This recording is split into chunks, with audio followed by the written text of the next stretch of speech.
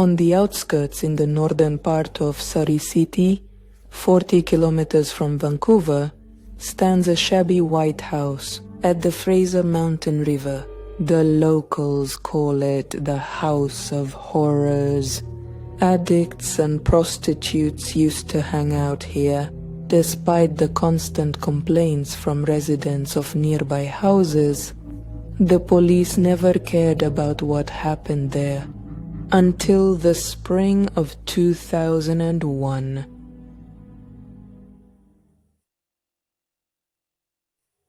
May 12, 2001, a man came to the police station. He was one of the guests from the House of Horrors, and looked accordingly, acted strangely. He said the bathroom was all covered in blood. The man assumed there was a murder, but there is no body anywhere. The police, together with investigator Peter Cross, requested a search warrant for the house.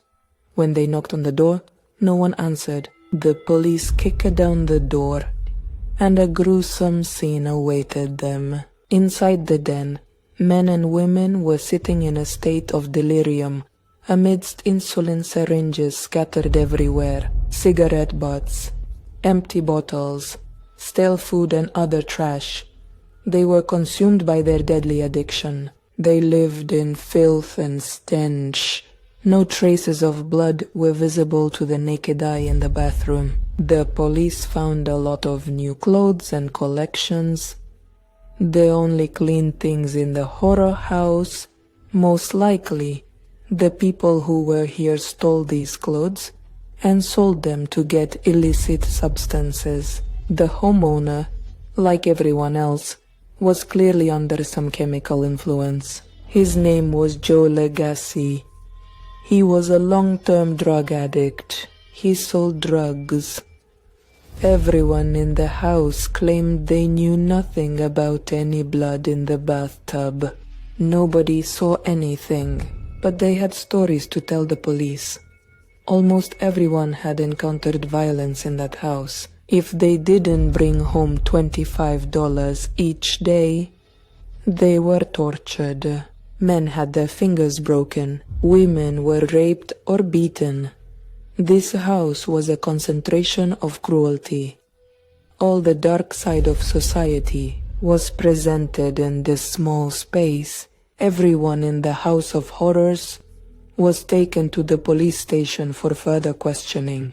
But the addicts had no intention of saying more.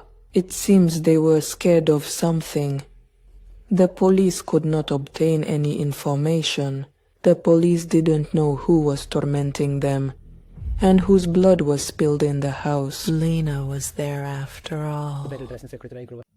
Then Investigator Cross and other police officers working on the case decided to question the prostitutes, of which there were many, in this remote troubled area of Surrey. One of the women, a drug addict, who traded her body, only one of all, confirmed the information about the blood in the bath. A big thank you for watching. In words, this happened about 3 weeks ago. She entered the house. It was minutes before noon, and the house was unusually empty. At first, the woman thought she was alone in the den. That was unusual for the time. But then she heard female screams coming from the bathroom. She went to the bathroom and saw through the crack of the closed door. Someone was beating up a girl. Blood was everywhere. The woman couldn't make out who was delivering the blows. Perhaps that person was not alone. She also didn't know who the victim of the beating was, but she confirmed that it happened in the bathroom. Something terrible happened. After what she saw, she ran away immediately, unnoticed by anyone, and if that had happened, she was afraid she'd be treated the same way. The horror house was closed, and Joe Legacy, the owner of the house, was arrested. More than 3 weeks have passed since these grim events. June 4th, in 2001, A dock worker discovered something drifting in the cold waters of the Fraser River at the city pier of New Westminster. New Westminster is on the opposite side of the Fraser River from Surrey. A worker saw the silhouette of a human body. He immediately dialed the police, New Westminster Police, together with the forensic doctor, Fred Rolston, arrived at the place where the body was found and decided to call in a team of divers. The body had been in the water, likely for quite some time. It needed to be carefully removed from the water intact. Diver Dave Goddard discovered that both hands were tied. This immediately ruled out suicide or accidental drowning. The police were faced with a murder victim. It was necessary to preserve the evidence. Diver Dave Goddard first fully submerged the body in the water. Then, along with the surrounding water, he placed it into an autopsy bag. Then he laid the body on a tug stretcher, lifting the body out of the water. The cops made small holes in the bag and let the water out, making sure no tiny evidence was washed away with it.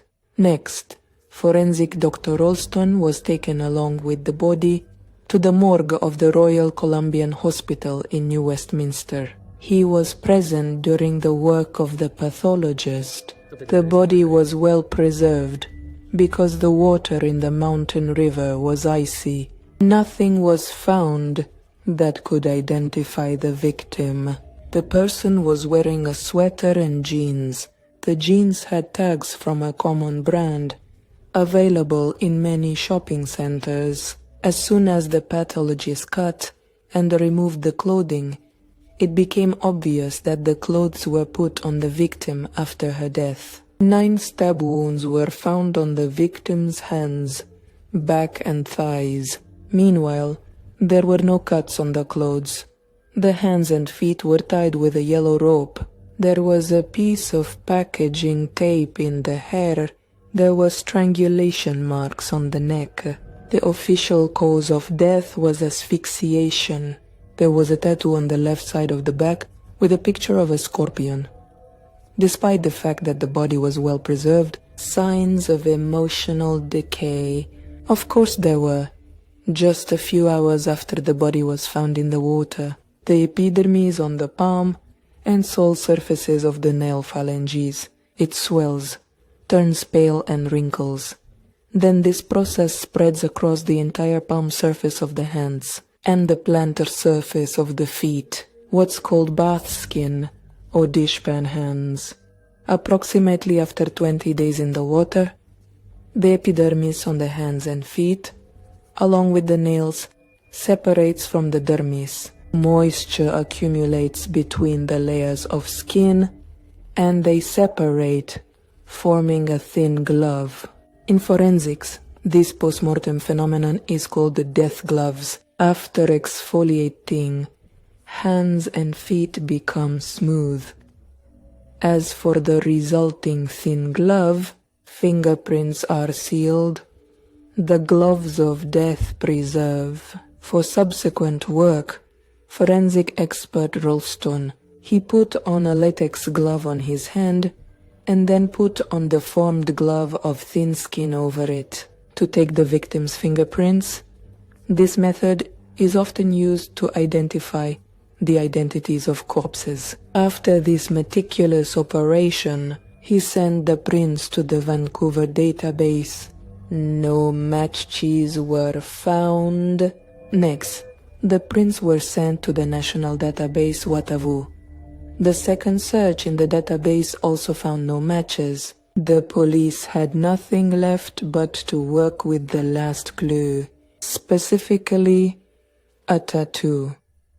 It was the only way to identify the victim. They turned to local television for help with a sketch of the tattoo. News swept across the province about the body of a young woman with a scorpion tattoo being discovered. Shortly afterward, a call came into the police station from the city of Coquitlam. It turned out that a girl with a scorpion tattoo had been living in the caller's house for some time. The tattoo was the same size and in the same place. The police were able to find and lift the missing person's fingerprints from the smooth handle of the bedside cabinet in her room, and they matched the fingerprints of the found body. The victim was Annette Allen. Annette was originally from Saskatchewan province. For a while, she lived in various cities in British Columbia, renting affordable housing. Was 27 years old at the time of death. Annette started dating a drug addict. He was put in jail for drug trafficking, and Annette moved in with her relative, who called the police. Since the girl led a dubious lifestyle, constantly disappearing into the night, and could be absent from home for several days, the woman decided that Annette would be useful for her business. Found herself a new party, new home, probably moved to another city. The room where the girl had recently lived was empty. Annette had almost no personal belongings. Woman from Crimea. Coquette Lama only called the police when she heard that a body with a tattoo like Annette's had been found. Toxicology tests showed that Annette had a high level of drugs in her blood, corresponding to the level of a seasoned drug addict with a regular usage of 2 years or more. Traces of heroin, methamphetamine, and alcohol were found in the blood. The New Westminster Police Department contacted Surrey Police. It was necessary to establish whether Annette Allen was connected with the known House of Horrors in Surrey. The idea was suggested by the clothes with tags. Peter Cross became the lead investigator in the Annette Allen case. Detective Cross began to think that perhaps she had fallen victim to a beating in the House of Horrors. Now, knowing the name, Detective Cross decided to chat with the girls, which were moving on the same street of the notorious City District. Trade your body. Many knew Annette. She was doing the same thing as they were.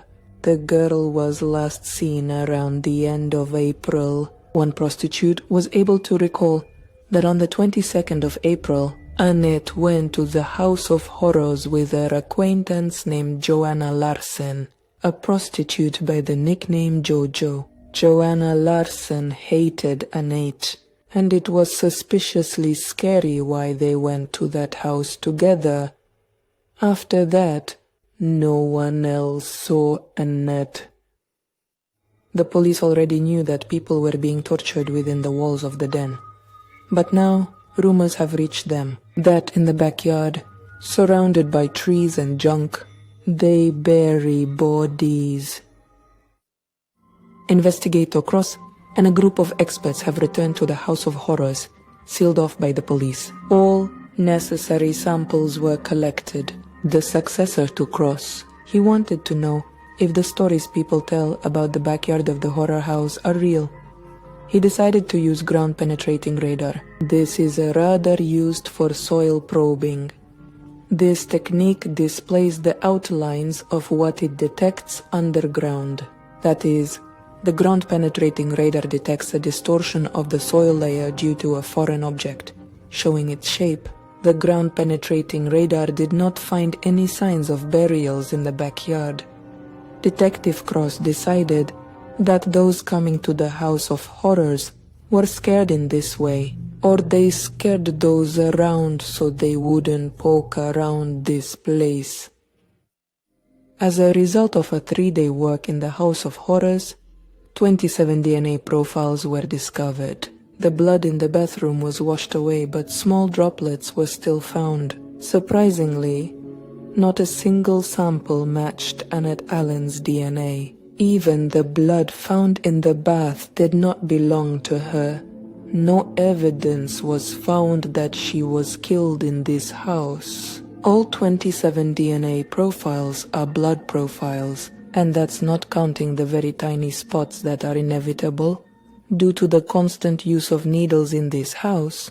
27 people's blood was spilled here, but everyone who had been in that house were not intending to speak anymore, especially on the topic of who was arranging all this hell for them. At this time, Jolie Gassi, the homeowner, was released. He was not charged with anything. Besides drug trafficking, he was suspected of murdering Annette Allen, but was released due to lack of evidence. It wasn't a common sense decision, but that's how the legal system works. Detective Cross decided to talk again with the prostitute who told about the girl's beating in the bath. Now he knew the victim's name and hoped that new memories would suddenly emerge in his drug-ravaged memory. The witness saw the scene briefly. Everything was bloody, and she couldn't affirm that it was Annette. She also didn't know who was beating up the girl. Get the creator of the cross spoke and again. With that eyewitness, who came to the station at the very beginning. But he couldn't provide any new information either. He was not a regular guest of the House of Horrors. Investigator Crosstown. Just the hardest job is working with drug addicts. Their information kept changing, new stuff was made up, and it was very hard to get anything sensible out of the disjointed stories. Investigator Cross learned from endless drug addicts' conversations that Joanna Larson hadn't been home for a while, but she still stood on the city streets in the evenings. She was friends with Francis Gauthier, who was always in the House of Horrors. He was the only one who almost never left the house.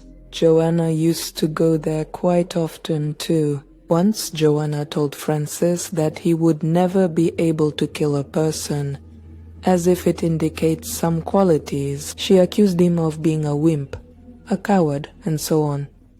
Whether this was true, Detective Cross didn't know. But this information was told to him by several people at once, and he decided to communicate with Joanna in a special way. The thing is, Joanna said during her first interrogation after her first arrest that she knew nothing and remembered nothing. It was very difficult to have a dialogue with her because she was constantly under the influence of drugs. She gave off a strange reaction with incoherent speech. By agreement with the police, one of the prostitutes started working with Joanna, which had nothing to do with the House of Horrors. She had a hidden recording device. Turns out Joanna is quite glib with civilians. She quickly explained what happened to Annette. Joanna hated Annette, as she considered her a police informant, a rat.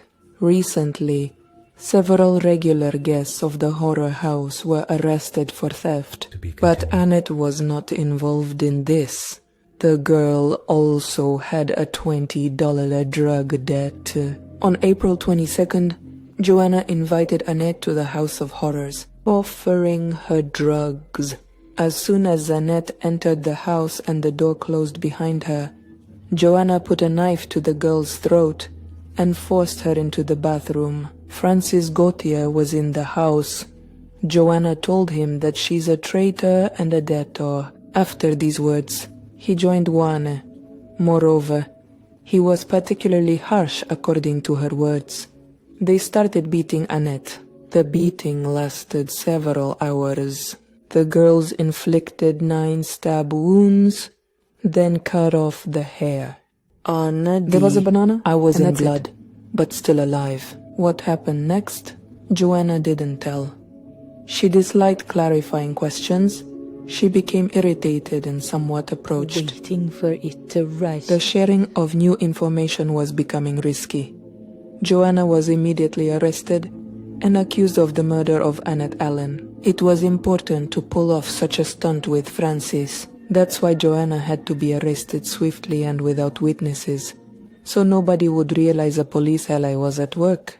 So Joanne was quickly arrested and taken to the station. Now the secret agent was approaching Francis. The second undercover operation has begun. Francis was introverted and quiet. Every time this topic was touched, he found it hard to speak and would cut the conversation. Several days passed before he finally decided to tell about the events of April 22nd. His version of events was different from Joanna's story.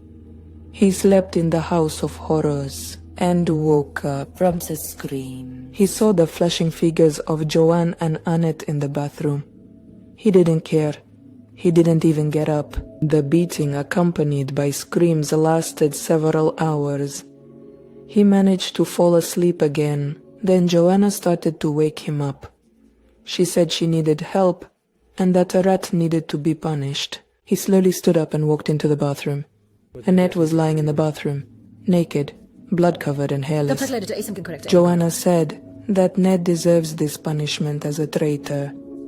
In these circles, there was a special form of punishment for betrayal. At first, traitors were stripped. They beat her, then cut off her hair, then threw her in the trunk, drove around the city and left her in some remote place. But they did not kill. Joanna said it's necessary to finish the punishment. Annette's clothes were lying in a pool of blood and were all soaked in it. They put Annette in different new clothes. Francis pulled down the shower curtain and wrapped Annette in it.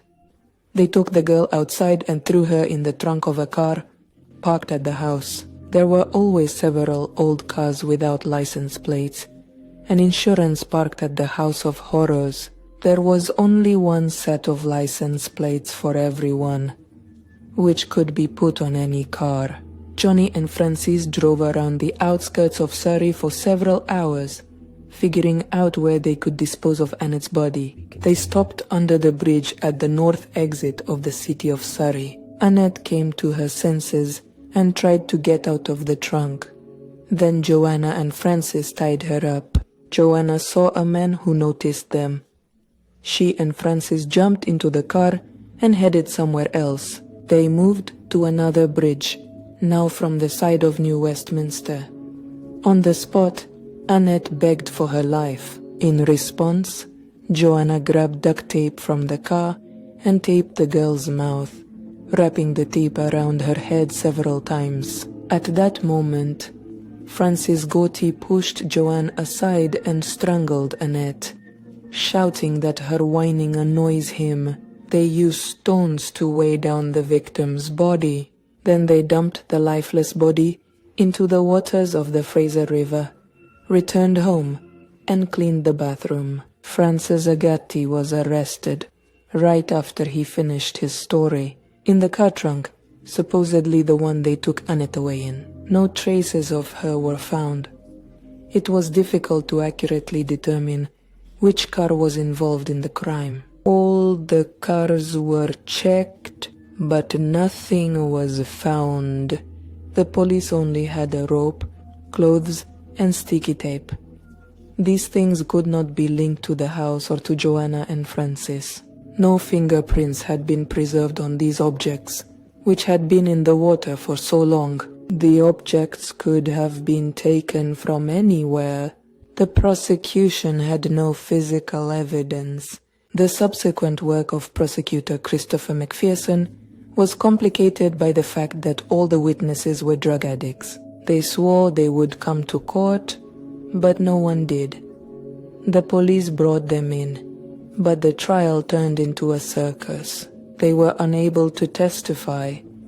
Their perceptions, like their memories, were distorted. They alternately remembered, forgot, then invented something new. And so, in an endless cycle, it was then decided to send everyone who had been an informant on this matter lately to a rehabilitation center, so they can fully participate in the legal process later on. All these people were being treated forcibly. They didn't want to change anything in their lives. They made scenes, attacked the doctors.